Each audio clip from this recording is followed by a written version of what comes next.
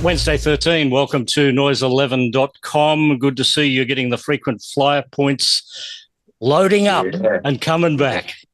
Yeah, the long flight. It certainly is. I prefer to think of it as a movie marathon with free beer. Yeah. It's amazing what you get used to. But we just came back from Europe. It was an 11-hour flight. So Australia is only like 13 hours, so it's not that much longer than a Euro flight, so it's not that bad. That's right. When you're arriving, you're on the plane anyway.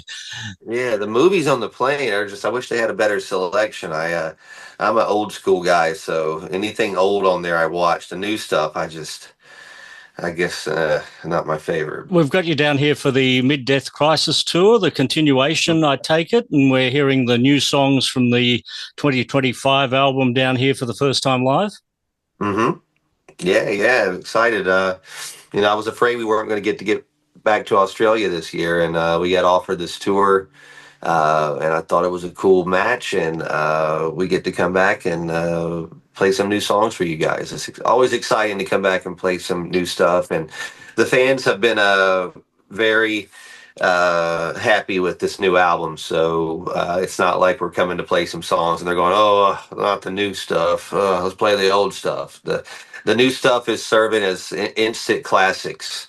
So that's a good problem to have. I would concur with that, and you've been knocking out a few of the new album songs live across Europe. No Apologies is one of the ones that you've been playing live. That's a very Alice Cooper-inspired sounding song, and you're a big Alice fan, weren't you? Yeah, I mean, a lot of people, hear different stuff. That's just a rock and roll song. I mean, it sounds like Alice. It's got a little Guns N' Roses. It's got a little Hanoi Rocks, Kiss. It's got all my favorite bands, and I knew that was a good one, and I knew it was going to be a good live song, a good rock and roll song you can't deny, and that's a good rock and roll song.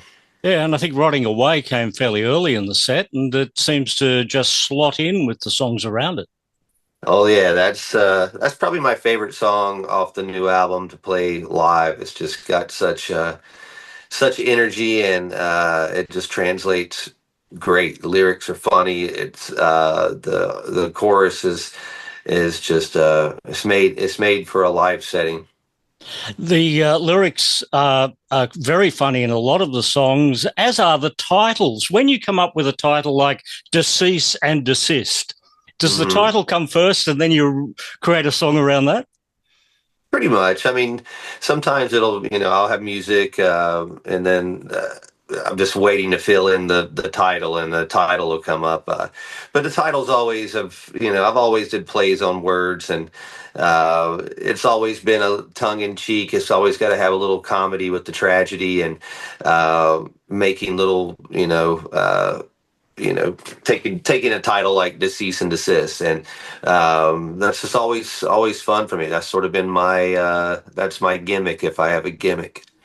And 1976. Congratulations, we have a title winner. That's a beauty.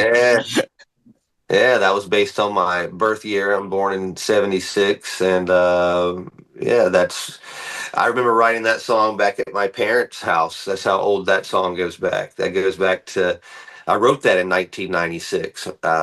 So that song stands the testament of time, and when we play that live, everyone sings it back. It's like that song came out of the womb with you and was part of the afterbirth. I think so. Yeah. It came natural. Look what the Bats dragged in, another title I love. Yeah, that's totally Addams Family, Monsters. That might have been a title off of a Monsters episode, if I'm not mistaken. But again, it's just always making a play on the words, and it makes it Wednesday 13. And the Rolling Stones had a song called Look What the Cat Dragged In about 20 years ago on an album. So, you can play those two back back to back. And Yeah, well, there was Poison had their song "Look What the Cat Dragged In," and that was the name of their debut album. So that's sort of where I was going with that, being that I'm a big glam rock hair metal fan of the 80s, 90s. So yeah, there's always a little nod to my musical heroes there too. Film heroes, the ghost of Vincent Price. I was actually just watching The Raven the other night. Hmm. Vincent Price is one of my heroes as well. Yeah, he's the king of horror, and that song over the years has just turned into its own little deep cut. When we play that live, when people hear the intro to that and hear that organ start, I just hear it revving up before we even start the song. I hear the audience go, "Oh, here he comes!" It's such a coll thing, you know. So that's sort of the ultimate praise Vincent Price, the king of horror, and it's great to do that in a live setting and get the whole audience doing that. You feel it. The thing I love about Vincent Price is that there actually is no horror in his acting. It's all implied. Yeah, that's what made him so clever. Your career goes back to what, 1992? Psycho Opera, moving into Manic Spider Yeah, Trash. early. Yeah, that'd be You're a veteran, Wednesday. 35 years of doing this. It's crazy. I started playing. I'll be 50 next year. I hate to say that out loud. But I started doing this when I was 15. So I was 1990, 1991. And yeah, that was the beginning of it. And I've been doing it, and I've stayed at it. You know, I dreamed to do this one day, and I achieved my dream. Well, Manic Spider Trash, we didn't really get to hear that until 2010. That was a 1995 recording. Do you have a lot in the vaults that we will eventually hear? I think everything's been released by this point. The Maniac Spider Trash band had one full length and like an EP that's available.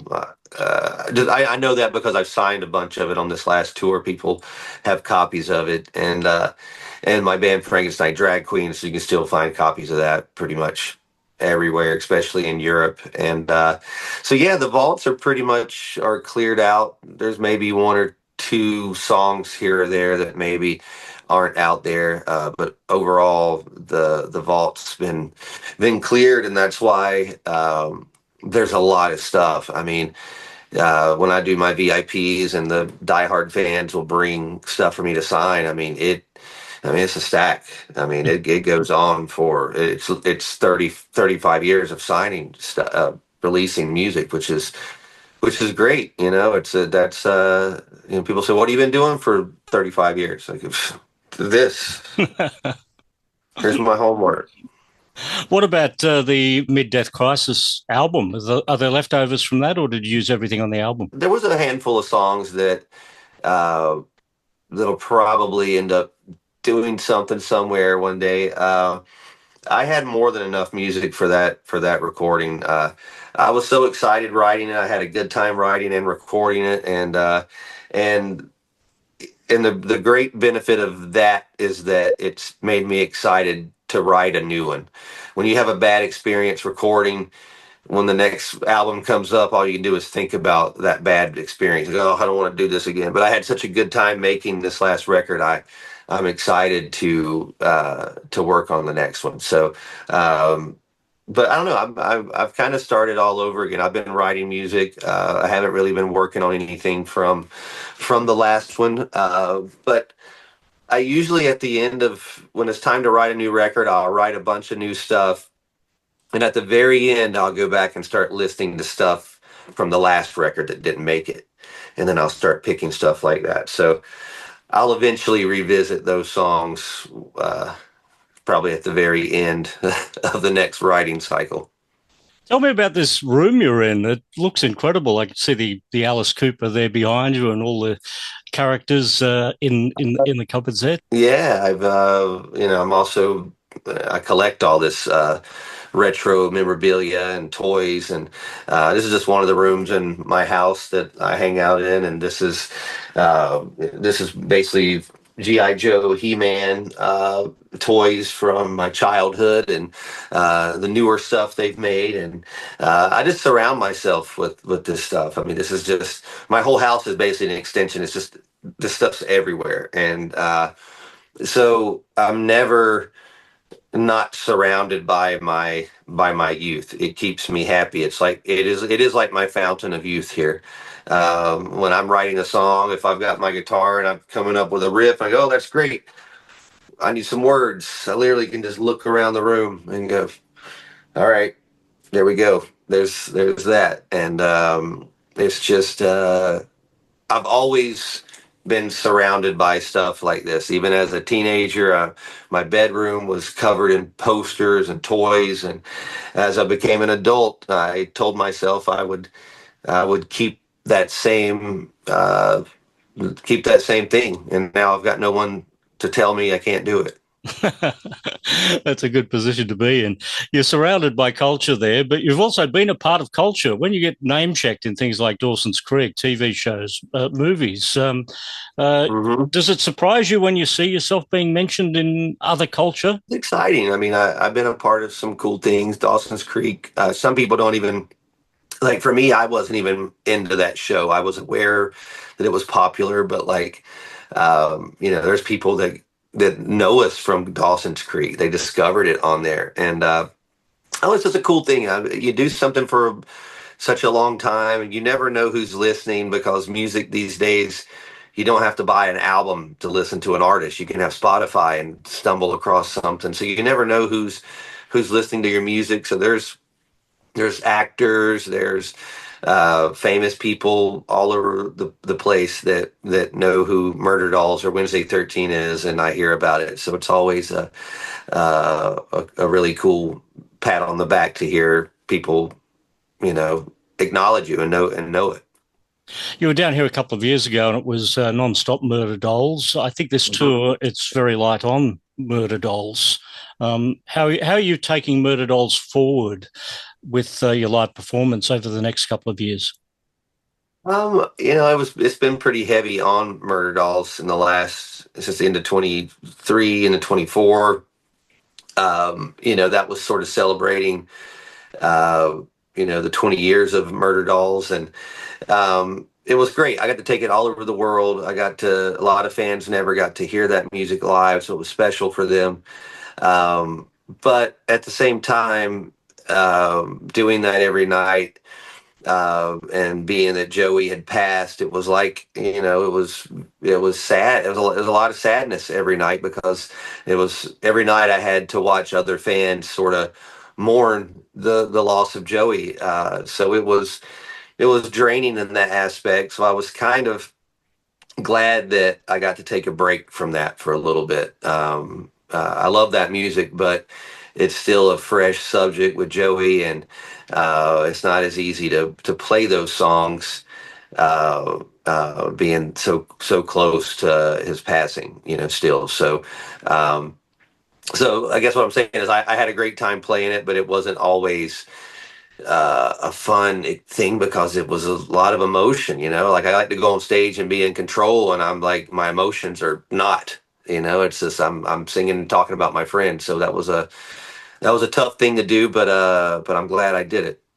So on the recent shows you've been doing, Summertime Suicide and Nowhere, two Murderdolls songs, does that emotion always come up when you get to that point in the show?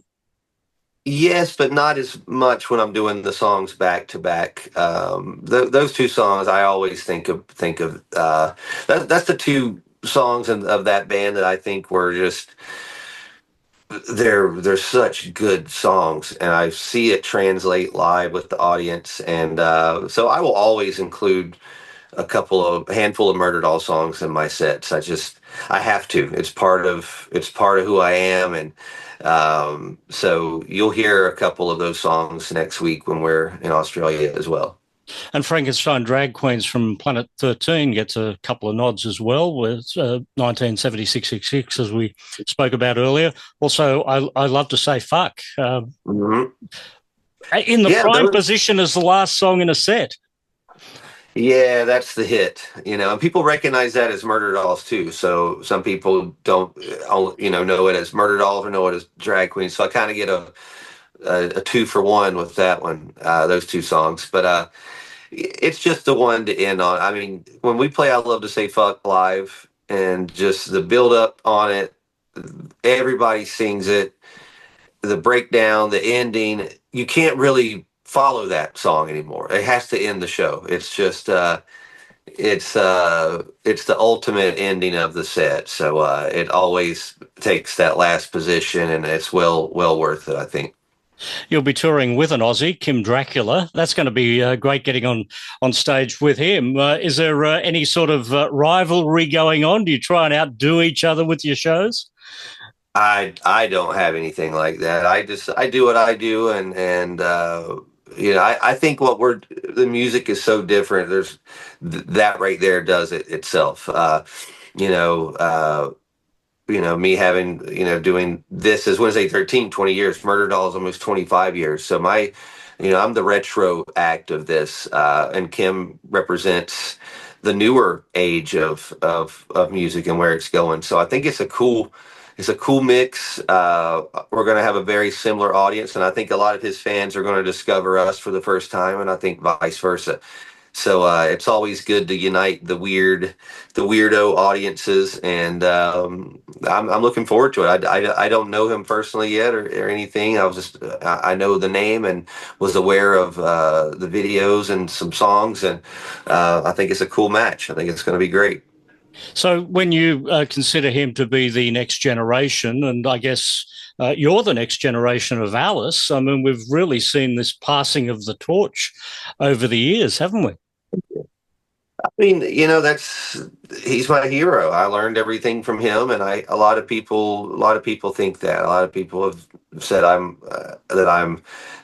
carrying the torch of Alice, and I most certainly am. And he's aware of me as well, which makes it even cooler. I've befriended my hero, and he was on my record, and we're still friends. And when I see him, we always chat. He always goes out of his way to say hello to me, and I mean, he's the godfather of shock rock.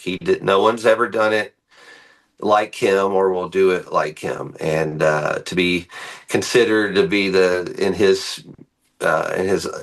path or carrying the torch is always good to hear for me. Well, I can't wait to see you again when you get to Australia next week. You put the entertainment into rock. I try. I mean, I grew up watching big rock shows, and Kiss set the bar, Alice set the bar, Twisted Sister, Wasp. Those were the bands that just seemed larger than life and made me want to do what I do. So when I go on stage, that spirit of that is still in me, and that's what I do. I don't know any other way to do it.